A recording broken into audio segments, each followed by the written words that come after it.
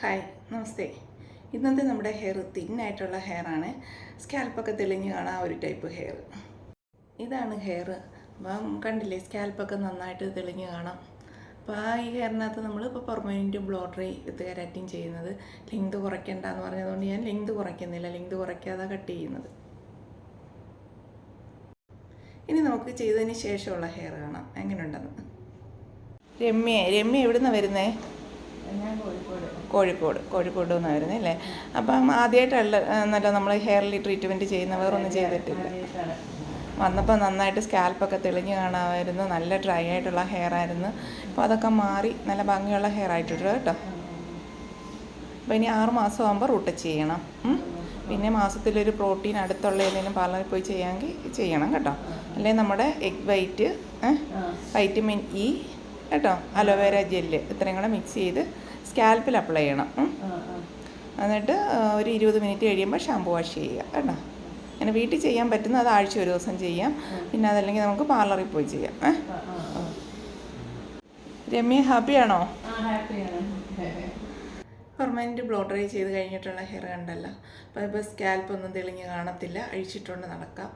Crown area ആയിരുന്നു നല്ല ഭംഗിയായിട്ട് കിട്ടിയിരുന്നത്. അപ്പോൾ ക്രൗൺ ഏരിയ കാണിച്ചിട്ടില്ല, നമ്മുടെ ഫേസ് കാണിക്കേണ്ടെന്ന് പറഞ്ഞുകൊണ്ട് അത് കാണിച്ചിട്ടില്ല.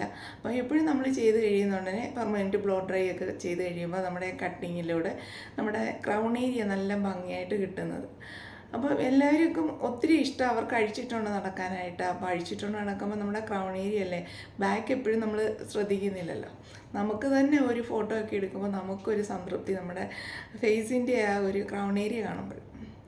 അതുകൊണ്ട് എപ്പോഴും നമ്മൾ കട്ട് ചെയ്ത് ചെയ്യുമ്പോൾ എല്ലാവരും പറയും ഫേസിന് നല്ല ചേഞ്ച് ആയിട്ടുണ്ട്, നല്ല ഭംഗിയായിട്ട്. അത് കുറേ നാളങ്ങനെ നിൽക്കുകയും ചെയ്യും. അതുപോലെ നമ്മൾ പെർമനൻറ്റ് ബ്ലോ ഡ്രൈ വിത്ത് കെരാറ്റിൻ ചെയ്ത് കഴിഞ്ഞാൽ നമ്മുടെ നാനോപ്ലാസ്റ്റിയോ കെരാറ്റിനോ ഒക്കെ ചെയ്ത് കഴിയുമ്പോഴത്തേക്കും നമ്മുടെ ഹെയർ അങ്ങ് തിന്നാകും. ഓരോ ഭാഷ കഴിയും തോറും അതിൻ്റെ വെച്ചാൽ നമ്മൾ ചെയ്തതിൻ്റെ റിസൾട്ട് പോവുകയും ചെയ്യും. അതുപോലെ നമ്മുടെ ഒരു ഈ പെർമനൻറ്റ് ബ്ലോ ഡ്രൈ ചെയ്യുന്ന അത്രയും ഒരു ഭംഗി നിൽക്കത്തില്ല.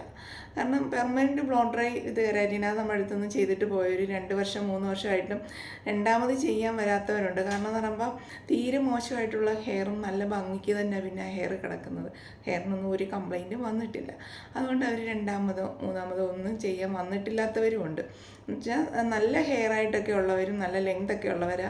അപ്പോൾ ഒരു ചെറിയ വളവോടെ വെച്ചാൽ കൊഴിഞ്ഞിട്ട് പിന്നെ കിളിക്കുന്നവരുണ്ടല്ലോ, അവർക്ക് ആ ഒരു ചെറിയ വളവോടെ ഹെയർ കിളിർത്ത് വരുന്നത്. അപ്പോഴവർ റൂട്ട് ടച്ച് ചെയ്ത് കൊടുക്കുന്നത്. അല്ലാതെ ഒരു 1.5-2 വർഷമൊക്കെ ആവുന്നവർക്ക് റൂട്ട് ടച്ച് ചെയ്തില്ലെങ്കിലും ഒരു കുഴപ്പമില്ല, നല്ല ഭംഗിക്ക് തന്നെ കിടക്കുന്നുണ്ടെന്ന് പറയുന്നുണ്ട്.